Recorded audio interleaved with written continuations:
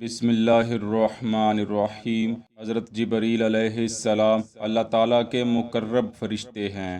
آپ تمام فرشتوں کے سردار اور امام ہیں۔ آپ کا مقام سدرۃ المنتہا ہے کہ جہاں آپ کے علاوہ اور کسی فرشتے کو رسائی حاصل نہیں۔ اللہ رب العزت کے لا تعداد فرشتوں میں سے صرف آپ ہی وہ واحد ہیں کہ جنہیں انبیاء کرام پر وحی لے جانے کی ذمہ داری عطا کی گئی۔ کلام مقدس میں حضرت جبریل علیہ السلام کو نام کے ساتھ 4 جگہوں پر ذکر کیا گیا ہے۔ 2 مرتبہ سورہ بقرہ میں، 1 مرتبہ سورہ تحریم میں اور 1 مرتبہ سورہ مریم میں، اور سورہ مریم آیت نمبر 17 میں اشارتاً آپ کا ذکر کیا گیا ہے، یعنی نام نہیں لیا گیا۔ اس کے علاوہ آپ کو قرآن مقدس میں روح القدس اور روح الامین کے القابات سے بھی یاد کیا گیا ہے، جو کہ آپ کے معزز و مکرم ہونے کی واضح دلیل ہے۔ حضرت جبرائیل علیہ السلام کی عمر مبارک کتنی ہے، اس کا اندازہ ایک روایت سے یوں لگایا جا سکتا ہے کہ ایک مرتبہ رسول اللہ صلی اللہ علیہ وسلم نے حضرت جبرائیل علیہ السلام سے دریافت کیا، اے جبریل، ذرا یہ تو بتاؤ تمہاری عمر کتنی ہے؟ حضرت جبرائیل نے عرض کیا، یا رسول اللہ صلی اللہ علیہ وآلہ وسلم، مجھے اپنی عمر کا صحیح علم نہیں ہے، لیکن اتنا یاد ہے کہ ساری کائنات کے پیدا ہونے سے پہلے اللہ تبارک و تعالیٰ کے حجابات عظمت میں سے چوتھے پردے میں ایک ستارہ چمکا کرتا تھا، اور وہ ستارہ 70,000 سال کے بعد ایک مرتبہ چمکتا تھا۔ میں نے اپنی زندگی میں وہ ستارہ 72,000 مرتبہ دیکھا ہے۔ اس پر رسول اللہ صلی اللہ علیہ وآلہ وسلم نے فرمایا، اے جبریل، مجھے اپنے رب کی عزت کی قسم، وہ ستارہ میں ہی ہوں۔ دوستو، اب تک کی تمام معلوم تاریخی روایات کا مطالعہ کرنے سے یہ بات واضح ہوتی ہے کہ حضرت جبرائیل علیہ السلام کو کسی انسان نے ان کی اصلی حالت میں نہیں دیکھا، لیکن صرف ایک ذات اقدس ہے کہ جس نے ہم کو حضرت جبرائیل علیہ السلام کی اصل شکل و صورت سے روشناس کرایا، اور وہ ذات گرامی حضور خاتم المرسلین حضرت محمد صلی اللہ علیہ وآلہ وسلم کی ہے۔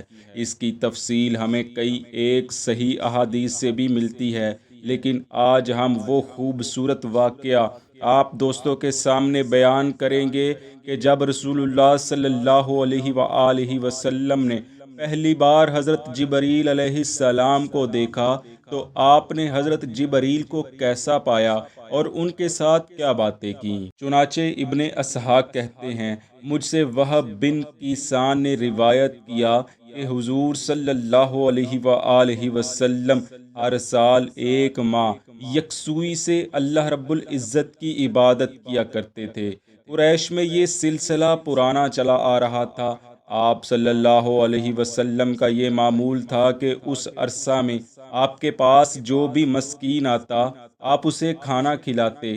جب خلوت گزینی کی عمر ختم ہو جاتی تو آپ گھر تشریف لانے سے پہلے بیت اللہ تشریف لے جاتے اور اس کا طواف فرمانے کے بعد گھر تشریف لاتے۔ ماہ رمضان المبارک میں اللہ تعالیٰ نے آپ کے سر اقدس پر کرامت و عزت کا تاج سجایا۔ اس ماہ میں حضور حسب معمول غار حرا میں خلوت نشینی کے لیے تشریف لے گئے۔ آپ کے ہمراہ آپ کی رفیقہ حیات یعنی ام المومنین حضرت سیدہ خدیجہ رضی اللہ تعالی عنہا بھی تھیں۔ جب وہ مبارک شب آئی جس میں آپ صلی اللہ علیہ وسلم کو نبوت و رسالت کی خلت فاخرہ سے نوازا جانا تھا، تو اللہ تعالیٰ کے پیغمبر حضرت جبریل امین علیہ السلام آپ کی بارگاہ میں حاضر ہوئے۔ حضور نے فرمایا، جس وقت میرے پاس حضرت جبریل آئے اس وقت میں حالت استراحت میں تھا۔ ان کے پاس ریشم کا ایک ٹکڑا تھا جس پر کچھ لکھا تھا۔ انہوں نے مجھے کہا، پڑھیے۔ میں نے کہا، میں کیا پڑھوں؟ انہوں نے مجھے اس شدت سے بھینچا کہ مجھے گمان ہوا کہ یہ میرے لیے موت کا قاصد بن کر آئے ہیں۔ پھر انہوں نے مجھے چھوڑ دیا اور کہنے لگے، پڑھیے۔ میں نے پھر کہا، میں کیا پڑھوں؟ انہوں نے پھر مجھے بھینچا حتیٰ کہ میں نے کہا وقت اجل آن پہنچا ہے۔ انہوں نے پھر مجھے چھوڑا اور کہنے لگے پڑھیے۔ میں نے کہا میں کیا پڑھوں؟ پھر انہوں نے مجھے زور سے بھینچا۔ میں سمجھا کہ شاید موت آ گئی ہے۔ انہوں نے مجھے پھر کہا پڑھیے۔ میں نے کہا میں کیا پڑھوں؟ میں نے یہ صرف اس لیے کہا کہ وہ مجھے پھر نہ بھینچیں۔ پھر حضرت جبرائیل علیہ السلام نے کہا آپ پڑھیے اپنے رب کے نام کے ساتھ جس نے سب کو پیدا کیا انسان کو جمے ہوئے خون سے۔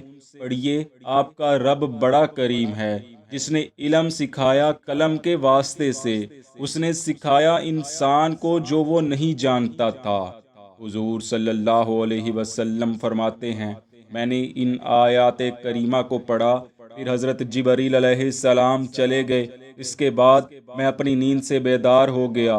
مجھے ایسے محسوس ہوتا تھا کہ میرے دل پر کتاب لکھ دی گئی ہے۔ میں باہر نکل آیا۔